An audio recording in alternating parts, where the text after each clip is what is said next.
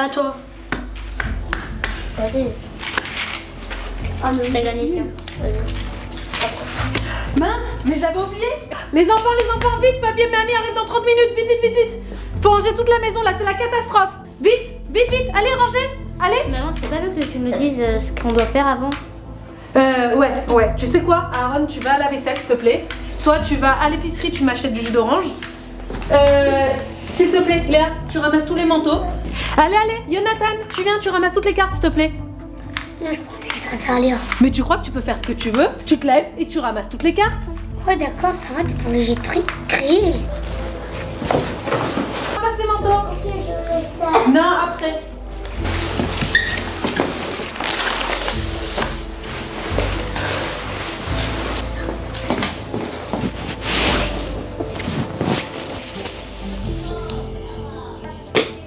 Maman, j'arrive pas. Ok, c'est vrai, il est trop grand pour toi ce porte-manteau, t'es trop petite. Allez, laisse tomber, je vais le faire moi. Oh maman, regarde, j'ai presque fini. Mais qu'est-ce que tu fais là? Mais c'est n'importe quoi. Mais regarde, il y en a de partout là, mais n'importe quoi. Mais tu m'aides pas, on n'empile pas. Mais on n'empile pas des assiettes qui sont pas sèches, des bols qui sont pas secs. C'est quoi cette histoire là? Il y en a de partout, tu m'aides pas du tout. Allez, sors, c'est bon. Je vais me débrouiller, je vais le faire sans toi, je vais me débrouiller toute seule. Ah bah ça donne pas envie d'aider, hein. J'ai toujours tout faux. Salut maman, je suis rentrée. Tiens, regarde. Mais c'est une blague? C'est tout ce que t'as acheté? Mais tu crois vraiment que ça va suffire? Mais pourquoi t'as pas acheté 2 bouteilles d'1 litre? Bah tu m'avais pas dit ce que tu voulais. Je t'avais appelé pour vérifier mais t'avais pas répondu. Bah en ce temps-là, j'ai fait ce que je faisais. Maman, voilà, j'ai fini. Je dois faire autre chose. Non, c'est bon, laisse tomber. Tu sais quoi, je voulais te demander de faire autre chose, mais je crois pas que tu vas savoir le faire. Ça va être trop long de t'expliquer. Laisse tomber, je vais me débrouiller toute seule. Ben voilà, comme d'hab, je me retrouve toujours à tout faire toute seule. Donc dans cette scène, la maman essaye de mettre tous ses enfants à contribution en vue de l'arrivée de ses parents et de leurs grands-parents à eux. Pourtant, on peut pas dire que la mère soit satisfaite de la façon dont ses enfants l'aident. Quant aux enfants, contribuer aux tâches ménagères ne leur laissera certainement pas un très bon souvenir. Premièrement, elle ne fait preuve d'aucune empathie. Pour elle, un enfant qui désobéit est forcément insolent. C'est d'ailleurs ce qu'elle reproche à Jonathan. Elle lui reproche son manque d'envie d'aider.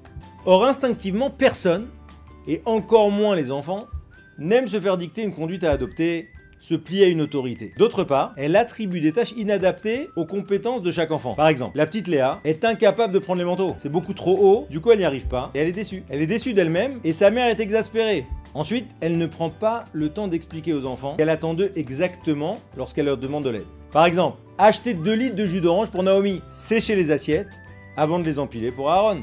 Du coup, la maman explose, car l'aide apportée ne correspond pas du tout à ses attentes. Du coup, 1. La mère n'encourage pas ses enfants quand ils aident, donc finalement ils sont pas stimulés. Par exemple, Jonathan est à peine remercié quand il a fini de ramasser les cartes. 2. Elle préfère faire les choses par elle-même, plutôt que de former, entre guillemets, ses enfants.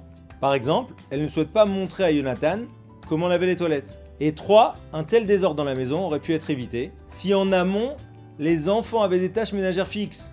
Par exemple, Aaron, il sait qu'il doit faire la vaisselle. Jonathan, la salle de bain.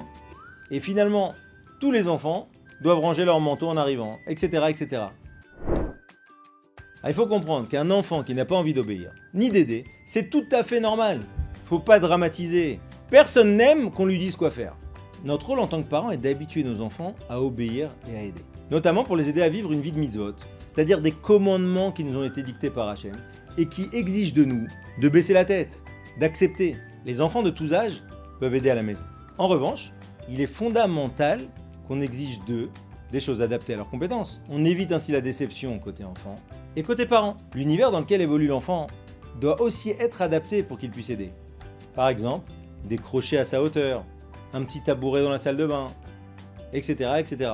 Un enfant fonctionne au premier degré. Il ne comprend pas les messages subliminaux, ne fait pas de déduction. On doit donc exiger d'eux des choses en les exprimant de manière claire. Dès lors, l'enfant se sent sécurisé et il accomplira plus facilement ce qu'on lui demande.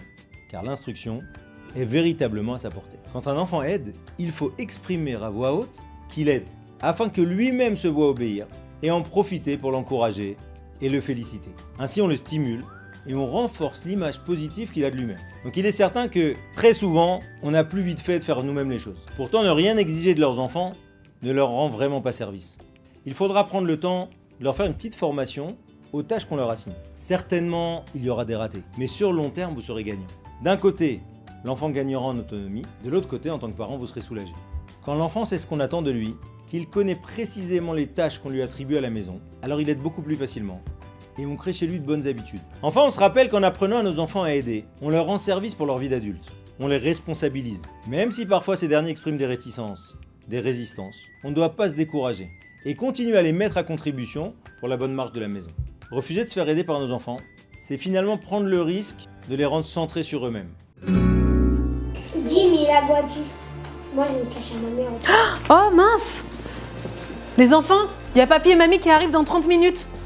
Et il faut ranger toute la maison. Ouais. Donne des directives claires à tes enfants. Ok, vous allez tous m'aider.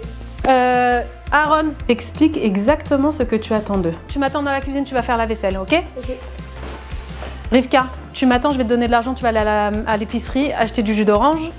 Léa, s'il te plaît, tu peux ranger tous les manteaux et tu les mets dans l'armoire? Jonathan? Jonathan, viens, j'ai besoin de toi pour ranger toutes les cartes. Moi, je préfère l'air mon lit. Je vais vous aider comme ça. C'est normal qu'ils ne veuillent pas aider. Fais preuve d'empathie. Non, je comprends que tu as envie de lire, je comprends que ça te donne vraiment très envie. Tu mets un marque-page là où tu es, tu t'arrêtes, tu fermes le livre, tu ranges les cartes et ensuite tu reviens finir ton chapitre. Allez, allez. Maman, Oui. maman, t'arrives pas à prendre tout. Si t'arrives pas à prendre tout, c'est lourd, je vais venir t'aider. Bien, donne-moi, regarde, tu me donnes et puis moi je vais le mettre en hauteur. Très bien. Allez, encore. Merci mon cœur. Merci chérie. En attendant, si tu veux, regarde, ramasse toutes les chaussures qui traînent. Bon alors regarde, je vais te montrer comment on fait. Prends le temps de lui expliquer et de lui montrer ce que tu attends de lui. Tu prends l'éponge, tu mets un peu de savon, tu savonnes. Okay. Tu savonnes bien, tu rinces. Une fois que c'est bien mouillé, tu mets à égoutter. Tu fais toute la vaisselle comme ça. Tu égouttes. Une fois que c'est sec, tu empiles tout et tu rentres dans les placards. C'est bon? Ok. Ok maman, comme ça c'est bien. Tu peux voir? Oui, parfait, ok. Très bien, impeccable. Merci mon fils. Tiens, regarde, tu prends ça, tu vas à l'épicerie en bas, tu prends 2 litres de jus d'orange. Ok? T'as entendu 2 litres. Allez, vas-y. Merci chérie. Alors, fais voir ce que t'as acheté. Merci. Tu vois? Repère-la en situation d'aide et encourage-la. Ah, impeccable. C'est parfait, super Mathieu. Ouais. Alors maintenant, range-le au frigo s'il te plaît. Merci mon cœur. Voilà, maman, j'ai tout rangé. Encourage-le quand il aide. Ah, colle à cabane mon fils, quelle efficacité. Ah, super. Est-ce que tu as encore de la force? Ouais, avec plaisir, maman. Tu veux venir m'aider à ranger la salle de bain? Viens, je te montre. Merci mon cœur. Et là, j'ai fini. Waouh, quelle bande de champions, quelle équipe de choc. Grâce à vous, on a tout rangé super vite. Vous savez quoi les enfants? Pour éviter qu'un tel balagan ne se renouvelle, la prochaine fois, venez, on met en place une liste. On met bien, je t'explique toi aussi, viens mon cœur, toi aussi t'as rangé. On met en place une liste sur un tableau avec des tâches à chacun, que chacun va faire.